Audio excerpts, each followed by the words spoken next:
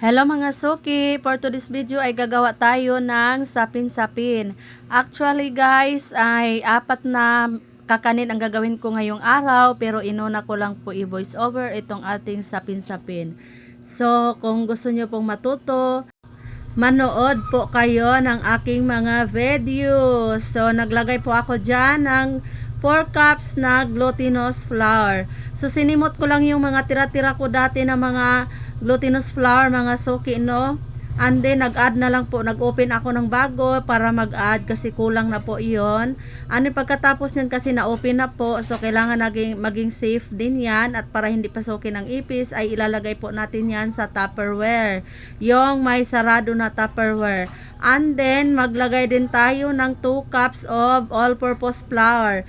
Instead na rice flour, all-purpose flour po ang aking ginamit. Dati po kasi rice flour yung ginamit ko, pero na-discover ko po itong all-purpose flour is mas makinis po siya.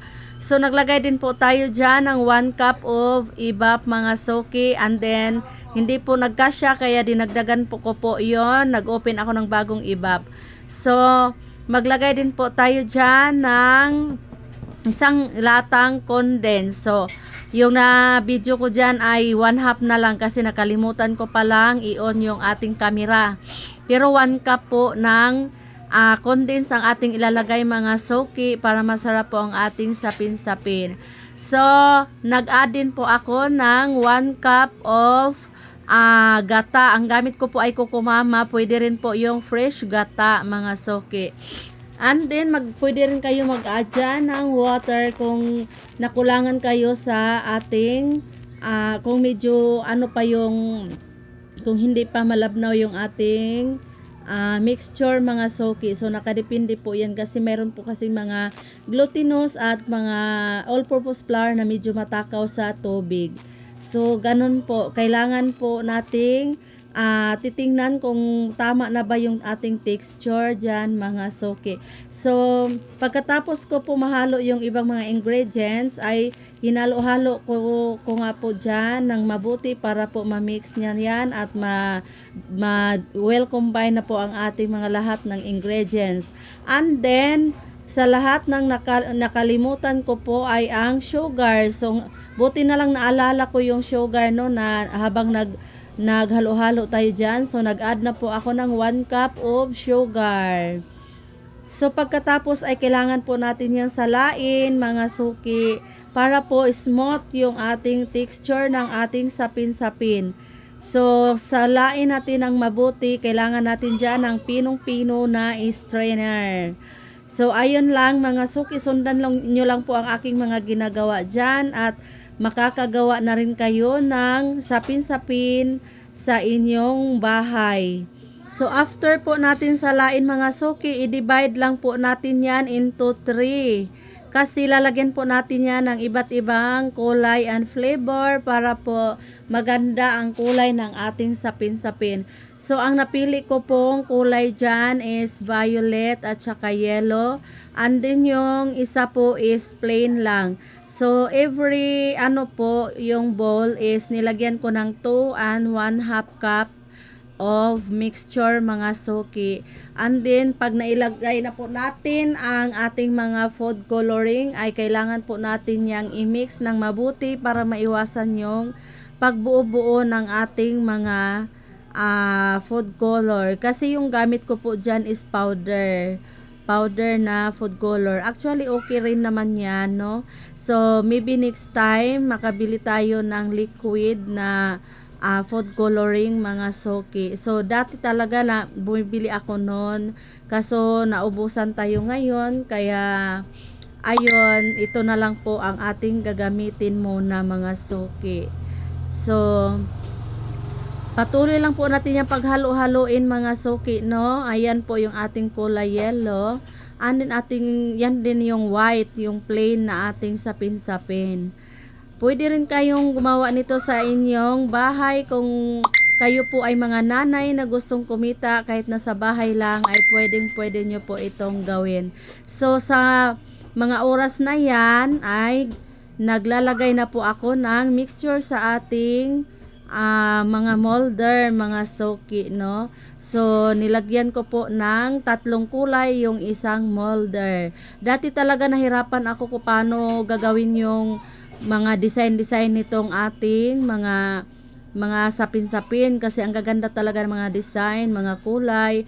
Pero pag magtiyaga ka lang talaga manood sa mga YouTube, sa Facebook na ina-upload ng ating mga kamamis na gusto rin mag-share ng kanilang mga nalalaman sa pagluluto, ay talagang matuto ka mga suki. So, before that, no, nag-start pala ako nito ng 4 AM kasi 4 na kakanin yung aking lulutuin and then kailangan ma-deliver ko ito ng 10 AM mga suki. Then alam nyo naman na ako lang yung gumagawa, no, ako lang mag-isa. And then pero nung mga bandang mga 8 na ata yun, ginising ko na yung anak ko para matulungan ako sa paglalagay ng paggagawa ng latex. Siya yung pinagawa ko doon, and then maglalagay ng iba't ibang toppings, and then yung mga hugasin ko kasi andito naman yung anak ko, so siya na ang bahala doon. And then yung isang anak ko naman ay yun naman yung aking taga-deliver. So thank you so much na mayroon po tayong mga anak na handang tumulong sa atin. So at this point ay nagdi-design na po ako diyan ng pa-flower. So medyo matrabaho talaga yung mga kakanin, no? So nag-start ako ng 4 AM, natapos ako before 10 AM. 4 na klase lang po yun, ha. So hindi po biro gumawa ng mga kakanin.